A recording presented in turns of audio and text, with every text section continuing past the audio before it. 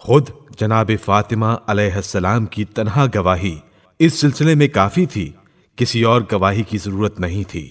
کیونکہ آیہ تطہیر کی گواہی قرآن مجید میں موجود ہے کہ انما یرید اللہ لیذھب عنکم الرجس اہل البیت ویطہرکم تطہیرا، یقیناً اللہ یہ چاہتا ہے کہ اہل بیت رسالت تم سے ہر طرح کے رجس اور نجاست کو دور رکھے اور تم کو اس طرح پاک و پاکیزہ کرے جو پاک کرنے کا حق ہے، اور مشہور و معروف حدیث قصہ کی بنا پر معصومہ ہے۔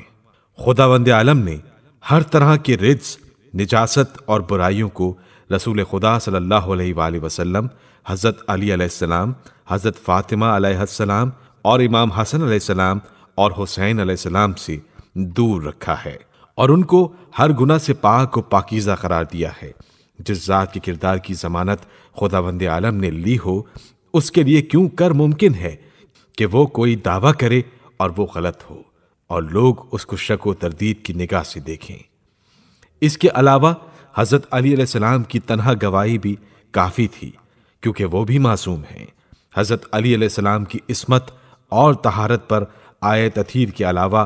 بہت سی آیات میں حضرت علی علیہ السلام کی عظمت و منزلت بیان ہوئی ہے، یہاں تک کہ قرآن مجید میں آپ کو اللہ نے اپنے ساتھ رسول صلی اللہ علیہ وآلہ وسلم کی رسالت کا گواہ قرار دیا ہے، جیسا کہ ارشاد ہوتا ہے وَيَقُولُ الَّذِينَ كَفَرُوا لَسْتَ مُرْسَلًا قُلْ كَفَى بِاللَّهِ شَهِيدًا بَيْنِي وَبَيْنَكُمْ وَمَنْ عِنْدَهُ عِلْمُ الْكِتَابِ، اور کافر کہتے ہیں کہ آپ رسول نہیں ہیں، کہہ دیجئے میرے اور تمہارے درمیان گواہی کے لیے اللہ اور وہ جس کے پاس کتاب کا علم ہے کافی ہیں۔ روایات میں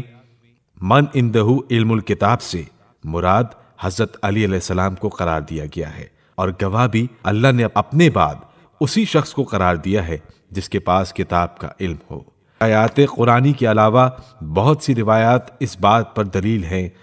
کہ حضرت علی علیہ السلام کی ذات ہی وہ ذات ہے جو اس کائنات میں رسول اکرم صلی اللہ علیہ وآلہ وسلم کے بعد افضل ترین اور علم و فضل کی مالک ہے۔ مشہور حدیث میں ہے کہ رسول اکرم صلی اللہ علیہ وآلہ وسلم نے فرمایا، علی حق کے ساتھ ہیں اور حق علی کے ساتھ ہے۔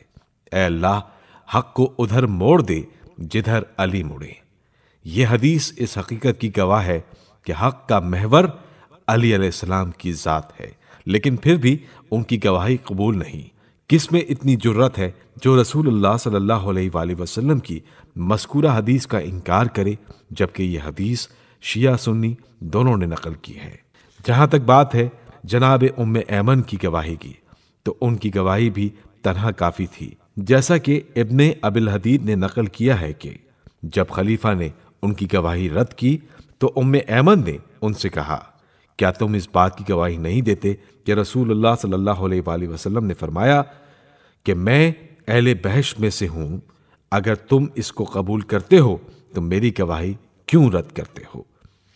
اگر علی علیہ السلام کی گواہی حضرت فاطمہ علیہ السلام کے شوہر ہونے کی حیثیت سے قابل قبول نہیں، تو حضرت ابو بکر نے جو فیصلہ کیا وہ بھی قابل قبول نہیں، کیونکہ وہ اس مقدمے میں مدعا علیہ ہے۔ علی علیہ السلام کی گواہی قبول کرنے کے تو پھر بھی قرآن مجید اور احادیث کی صورت میں دلائل موجود ہیں،